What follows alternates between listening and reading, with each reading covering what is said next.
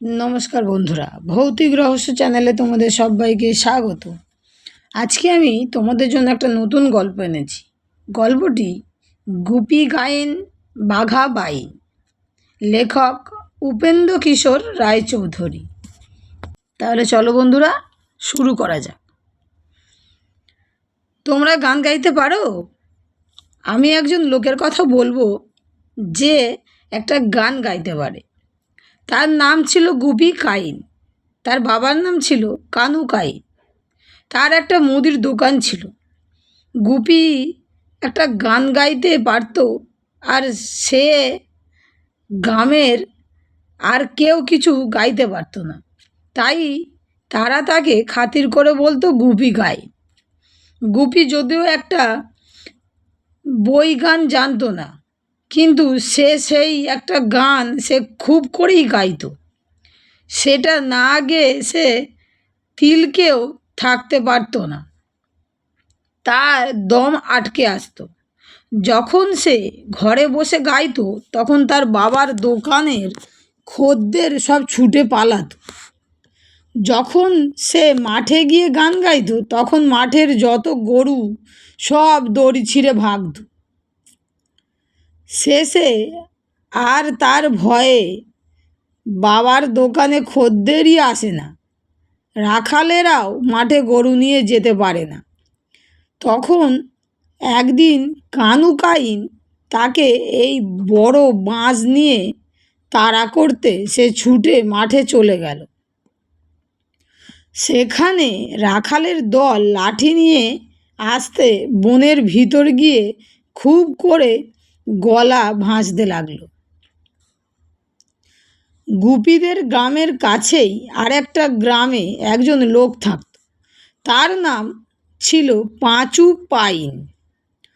পাঁচুর ছেলেটির বড্ড ঢোলক বাজাবার শখ ছিল। বাজাতে বাজাতে সে ভীষণ ঢুলতে থাকত, আর পা নাড়ত আর চোখ পাকাতো, আর হাঁ করে থাকতো আর বলতো হা হা আ আ ও হো। শেষে যখন হা হা হা হা বলে বাঘের মতো খেঁকিয়ে উঠত, তখন সকলে পালাবার ফাঁক না পেয়ে চিৎপাত হয়ে পড়ে যেত। তাই থেকে সকলে তাকে বলতো বাঘা বাইন। তার এই বাঘা নামই রটে গিয়েছিল। আসল নাম যে তার কি তা কেউ জানত না। বাঘা ঢোলক বাজাতো আর রোজ একটা করে ঢোলক ভাঙত। শেষে আর পাঁচু তার ঢোলকের পয়সা দিয়ে উঠতে পারে না। কিন্তু বাঘার বাজনা বন্ধ হবে? তাও কি হয়? গ্রামের লোকেরা পাঁচুকে বলল, তুমি না পারো, না হয় আমরাই সকলে চাঁদা করে ঢোলকের পয়সাটা দিই। আমাদের গ্রামে এমন একটা ওস্তাদ হয়েছে, তার বাজনাটা বন্ধ হয়ে যাবে। শেষে ঠিক হলো যে গ্রামের সকলে চাঁদা করে বাঘাতে একটা ঢোলক কিনে দেবে। আর সেই ঢোলকটি আর তার ছাউনি খুব মজবুত হবে, যাতে বাঘার হাতেও সেটা আর সহজে না ছেড়ে। সে যা ঢোলক হলো, তার মুখ হলো 3.5 হাত চওড়া, আর ছাউনি মোষের চামড়ার। বাঘা সেটা পেয়ে জারপরাইন খুশি হয়ে বললে, আমি দাঁড়িয়ে বাজাবো। তখন থেকে সে দাঁড়িয়ে দাঁড়িয়ে সেই ঢোলক লাঠি দিয়ে বাজায়। 1.5 মাস দিনরাত বাজিয়েও বাঘা সেটাকে ছিঁড়তে পারল না। ততদিনে তার বাজনা শুনে শুনে তার বাপ মা পাগল হয়ে গেল। গ্রামের লোকের মাথা ঘুরতে লাগলো। আর দিন কতক এইভাবে চললে কি হতো বলা যায় না।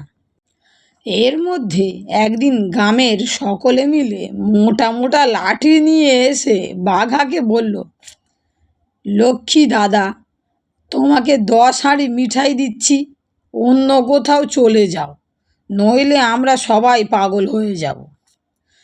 বাঘা আর কী করে, তখন কাছেই তাকে অন্য একটা গ্রামে যেতে হলো। সেখানে দুদিন না থাকতে থাকতেই সেখানকার সকলে মিলে তাকে গ্রাম থেকে বার করে দিল।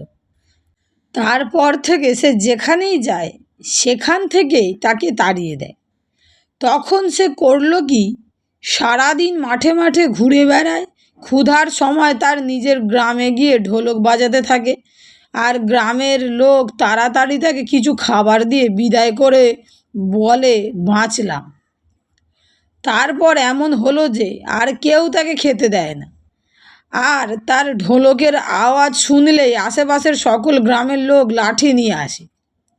তখন বেচারা ভাবল, আর না, মূর্খদের কাছে থাকার চেয়ে বনে চলে যাওয়াই ভালো, না হয় বাঘে খাবে, তবুও আমার বাজনা চলবে। এই বলে বাঘা তার ঢোলকটিকে ঘাড়ে করে বনে চলে গেল। এখন বাঘার বেশ মজাই হয়েছে। এখন আর কেউ তার বাজনা শুনে লাঠি নিয়ে আসে না।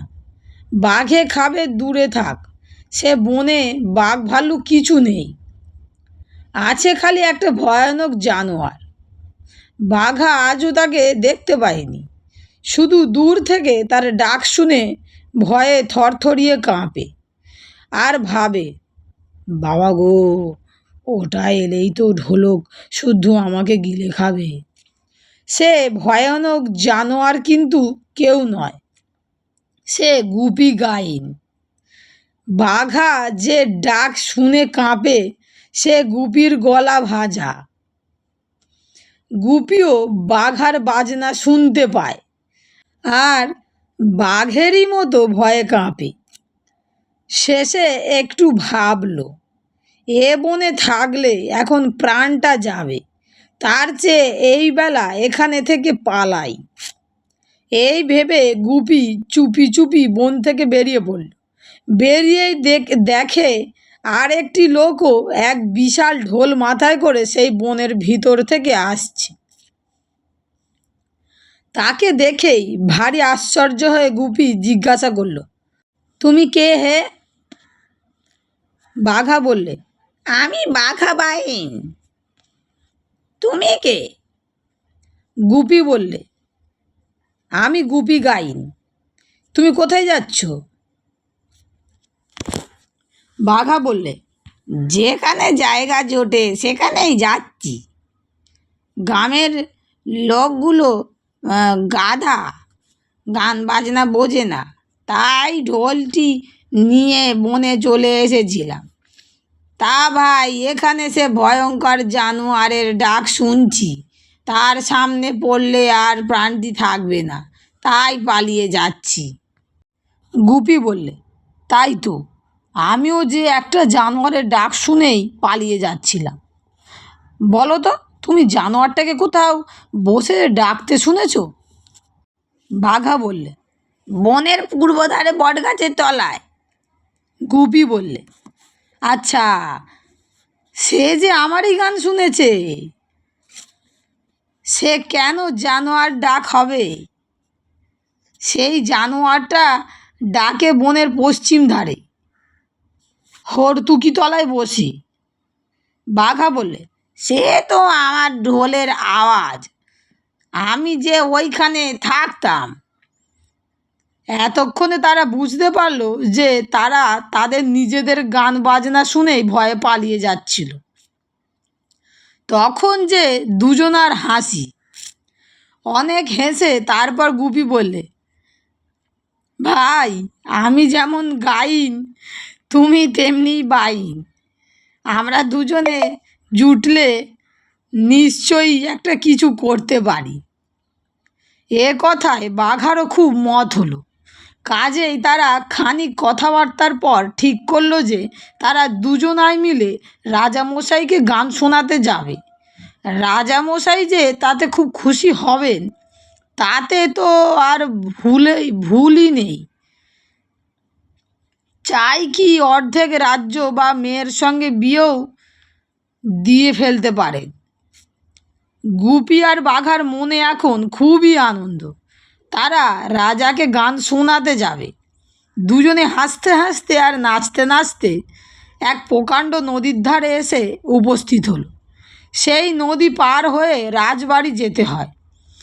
নদীতে খেয়া আছে, কিন্তু নিয়ে পয়সা চায়। বেচারারা বন থেকে এসেছে, পয়সা কোথায় পাবে?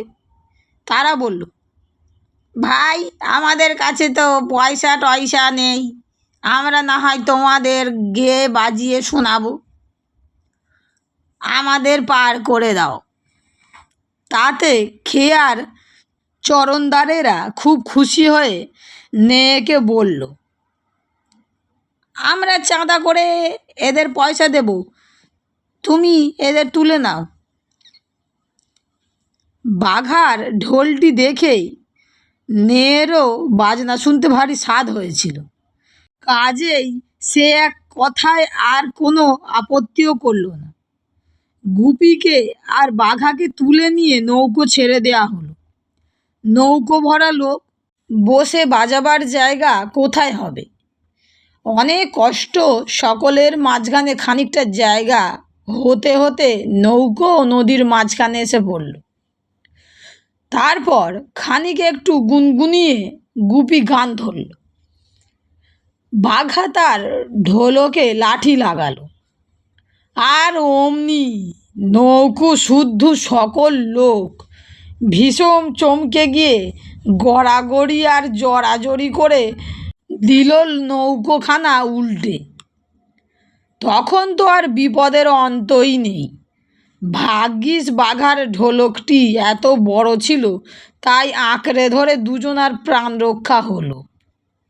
কিন্তু তাদের আর রাজবাড়ি যাওয়া ঘটল না। তারা সারাদিন সেই নদীর স্রোতে ভেসে শেষে সন্ধ্যাবেলায় এক ভীষণ বনের ভিতরে গিয়ে কূলে ঠেকল। সে বনে দিনের বেলায় গেলেই ভয়ে প্রাণ উড়ে যায়, রাত্রির তো আর কথাই নেই। তখন বাঘা বলল, গুপিদা, বড়ই তো ভীষণ দেখছি, এখন কি করি বলো তো? গুপি বলল, করবো আর কি, আমি গাইব, তুমি বাজাবে। নিতান্তই যখন বাঘে খাবে, তখন আমাদের বিদ্যেটা তাকে না দেখিয়ে ছাড়ি কেন? বাঘা বলল, ঠিক বলেছ দাদা, মরতে হয় তো ওস্তাদ লোকের মতন মরি, পাড়া গাঁয়ের ভূতের মতো মরতে রাজি নই। এই বলে দুজনায় সেই ভিজা কাপড়েই প্রাণ খুলে গান বাজনা শুরু করলো। বাঘার ঢোলটি সেদিন কিনা ভিজা ছিল, তাও আওয়াজটি হয়েছিল যার পরাইন গম্ভীর। আর গুপিও ভাবছিল এই তার শেষ গান, কাজেই তার গলার আওয়াজটিও খুবই গম্ভীর হয়েছিল। সে গান যে কি জমাট হয়েছিল সে আর কি বলবো। 1 ঘন্টা 2 ঘন্টা করে দুপুর রাত হয়ে গেল, তবু তাদের সে গান থামছেই না। এমন সময় তাদের দুজনারই মনে হলো যেন চারিদিকে একটা কি কাণ্ড হচ্ছে, ঝাপসা ঝাপসা কালো কালো। এই বড় বড় কি যেন সব গাছের ওপর থেকে উঁকি মারতে লাগলো। তাদের চোখগুলো জ্বলছে, যেন আগুনের ভাঁটা, দাঁতগুলো বেরুচ্ছে যেন মূলোর সার। তা দেখে তখনই আপনা হতে বাঘার বাজনা থেমে গেল, আর সঙ্গে সঙ্গে দুজনার হাত পা গুটিয়ে পিঠ বেঁকে ঘাড় বসে চোখ বেরিয়ে মুখ হাঁ করে এলো। তাদের গায়ে এমনি কাঁপুনি আর দাঁতে এমনি ঠকঠকি ধরে গেল যে আর তাদের ছুটে পালাবারও জোর রইল না। ভূতগুলি কিন্তু তাদের কিছু করল না।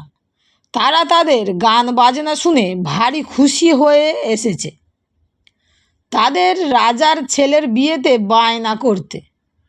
গান থামতে দেখে তারা নাকি সুরে বললে, এই থামলি কেন রে বাপ? বাজা বাজা বাজা। এই কথায় গুপির আর বাঘার একটু সাহস হলো। তারা ভাবলো এ তো মন্দ মজা নয়, তবে একটু গেয়েই দেখি না। এই বলে যেই তারা আবার গান ধরেছে, অমনি ভূতেরা একজন দুজন করে গাছ থেকে নেমে এসে তাদের ঘিরে নাচতে লাগলো। সে যে কি কাণ্ড কারখানা হয়েছিল সে কি না দেখলে বোঝবার জো আছে। গুপি আর বাঘা তাদের জীবনে আর কখনো এমন সমজদারের দেখা পায়নি। সে রাত এমনিভাবেই কেটে গেল। ভোর হলে তো আর ভূতেদের বাইরে থাকবার জো নেই, কাজেই তার একটু আগেই তারা বলল, চল বাবা, মোদের গোদার ব্যাটার বেতে তোদের খুশি করে দিব। গুপি বলল, আমরা যে রাজবাড়ি যাব।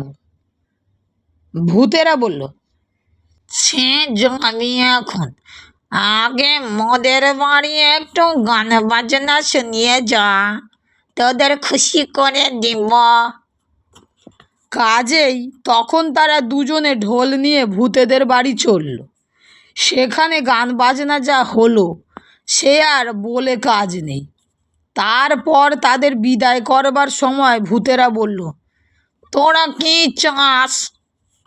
গুপি বলল, আমরা এই চাই যে আমরা যেন গেয়ে বাজিয়ে সকলকে খুশি করতে পারি। ভূতেরা বলল, তাই হবে। তোদের গান বাজনা শুনলে আর সে গান শেষ হওয়ার আগেই কেউ সেখানে থেকে উঠে যেতে পারবে না। আর কি চাস? গুপি বলল, আর এই চাই যে আমাদের যেন খাওয়া পড়ার কষ্ট না হয়। এ কথায় ভূতেরা তাদের একটি থলে দিয়ে বলল, তোমরা যখন যা খেতে বা পড়তে চাস, এই থলের ভিতরে হাত দিলেই তা পাবি। আর কি চাস? গুপি বলল, আর কি চাইবো তা তো বুঝতে পারছি না। তখন ভূতেরা হাসতে হাসতে তাদের দুজোড়া জুতো এনে দিয়ে বলল, এই জুতো পায়ে দিয়ে তোমরা যেখানে যেতে চাইবি অমনি সেখানে গিয়ে হাজির হবি। তখন তো আর কোনো ভাবনাই রইল না। গুপি আর বাঘা ভূতেদের কাছে বিদায় হয়ে সেই জুতো পায়ে দিয়েই বলল, তবে আমরা এখন রাজবাড়ি যাব। বন্ধুরা, গল্পটি এখানেই শেষ নয়, এর পরের পার্টটা নিয়ে আবার তোমাদের সঙ্গে দেখা হবে। আর গল্পটি কেমন লেগেছে তোমাদের অবশ্যই আমাকে কমেন্টে জানাবে। ভালো লেগে থাকলে বন্ধুদের সঙ্গে শেয়ার করে আমার চ্যানেলটি সাবস্ক্রাইব করে লাইক করে আমার পাশে থাকবে আরও নতুন নতুন গল্প শোনার জন্য। তাহলে আজকের মতো বিদায়।